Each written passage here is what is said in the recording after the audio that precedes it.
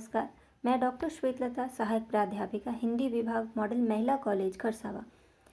आज हम UG semester 5 DSC 2 खंड ख में राष्ट्रीय काव्य धारा के अंतर्गत रामधारी सिंह दिनकर की कविता हिमालय की व्याख्या प्रस्तुत कर रहे हैं।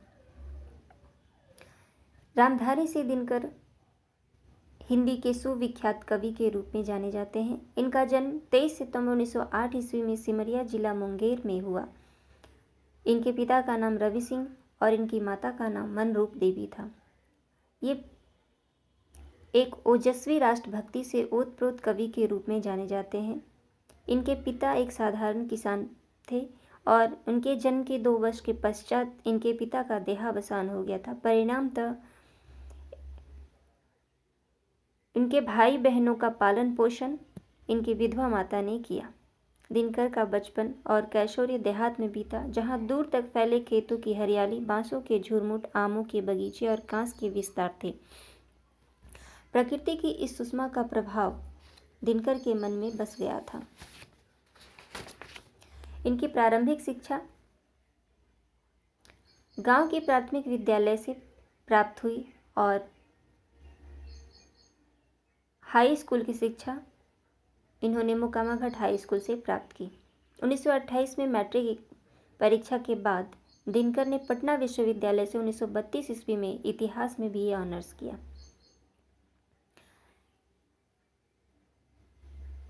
1934 ईस्वी में ये बिहार सरकार के अधीन इन्होंने सब रजिस्ट्रार का पद स्वीकार किया।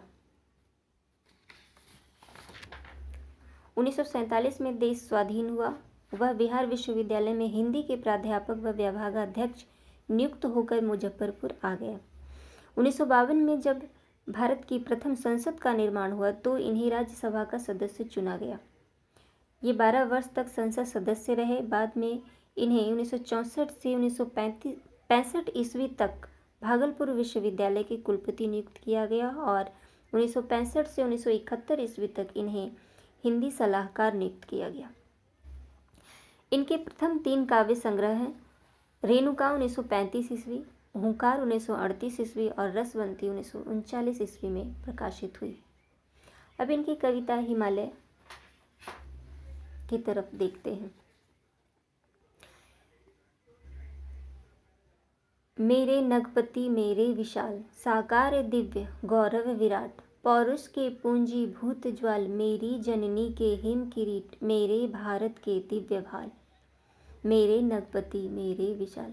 कवि कहते हैं कि हे पर्वतराज हिमालय, तुम अत्यंत विराट, विशाल, अलौकिक, महान, गौरवशाली, पराक्रमी व आग के समान तेजवान हो। भारत माता के बर्फ के मुकुट भी तुम ही हो।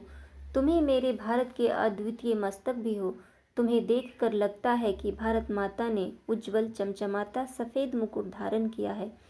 हे हिमालय, तुम संपूर्ण भारत के गौरव हो एवं संपूर्ण भारत के सिरमौर हो। मेरे नगपति मेरे विशाल। युग युग अजय निर्बंध मुक्त, युग युग गर्वोन्नत, नित महान, निस्सीम व्योम में तान रहा, युग से किस महिमा का वितान। कैसी अखंड यह चीर समाधि, यतिवर यह कैसा यह अमर ध्यान, तू महाशून्य में खोज रहा, किस जटिल समस्या का निदान। उलझन का कैसा विषम जाल, मेरे नगपति मेरे विशाल। ये कह रहे हैं कि हे विशाल हिमालय, तुम ही चिरकाल से अब तक कोई नहीं जीत सका और न ही कोई पराधीन कर सका है। तुम सदा से स्वतंत्र हो, युगों से अपना सीना ताने खड़े हो, अर्थात स्वाभिमान से सिर उठाए खड़े हो। तुम सदा से पवित्र रहे हो और तुम्हारी पवित्रता का कोई भंग नहीं कर सका है। तुम अपने विशाल शरीर के साथ अनंत आकाश में दूर तक फैले और अटल खड़े हुए भारतवर्ष के असीम अटूट गौरव का बोध कराते हो। विस्तृत आकाश जिसका कोई और छोर नहीं है, तुम्हारी महिमा का वितान ताने न जाने कब से खड़ा है। मेरे नगपति मेरे विशाल। ओ मौन तपस्या लीन यति, पल भर को तो कर दृग्नमेश, रे ज्वालाओं से दग्ध विकल है तड़प रहा पद का स्वदेश। सुख सिंधु पंचनद ब्रह्मपुत्र गंगा यमुना की अमी आधार, जिस पुण्य भूमि की ओर वही तेरी विगलित करुणा उदार। जिसके द्वारों पर खड़ा क्रांत सीमापति, तूने की पुकार। पद दलित इसे करना पीछे, पहले ले मेरा सिर उतार। उस पुण्य भूमि पर आज तपी रे आन पड़ा संकट कराल। व्याकुल तेरे तड़प रहे डस रहे चतुर्दिक विविध व्याल, मेरे नगपति मेरे विशाल।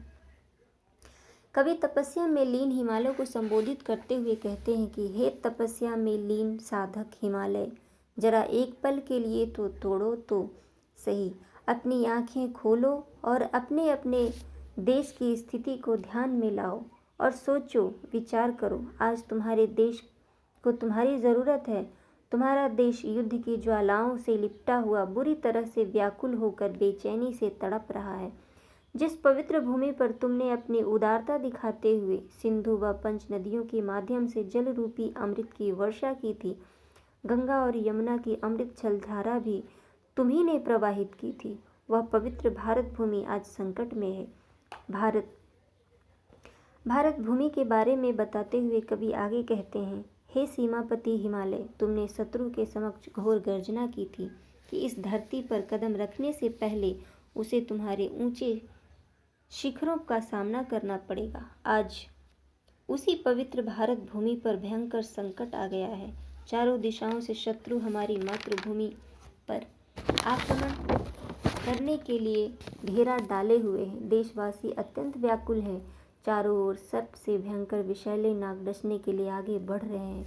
ऐसे समय में हे मेरे विशाल नगपति, तुम मौन क्यों खड़े हो? क्या अपने कर्तव्य को तुमने भुला दिया?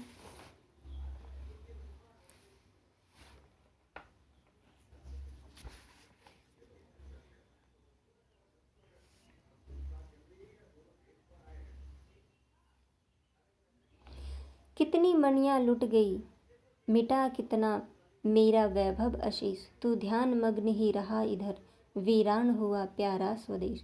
वैशाली के भग्नावशेष से पूछ लिच्छवी शान कहाँ, ओरी उदास गंडकी बता, विद्यापति कवि के गान कहाँ।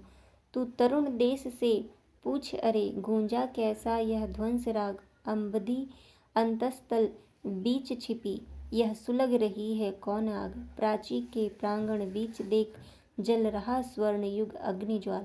तू सिंहनाद कर जाग तपी, मेरे नगपति मेरे विशाल।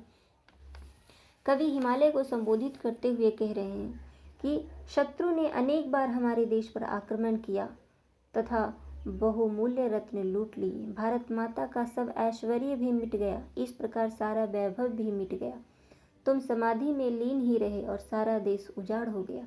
कभी अनेक वीरों, महापुरुषों व योद्धाओं का स्मरण करने के बाद देश के नवयुवकों को जागने के लिए और प्राचीन वैभव और कीर्ति को पुनः प्राप्त करने के लिए ललकारते हुए कह रहे हैं, देखो आज देश में विनाश लीला चारों ओर तांडव नृत्य कर रही है।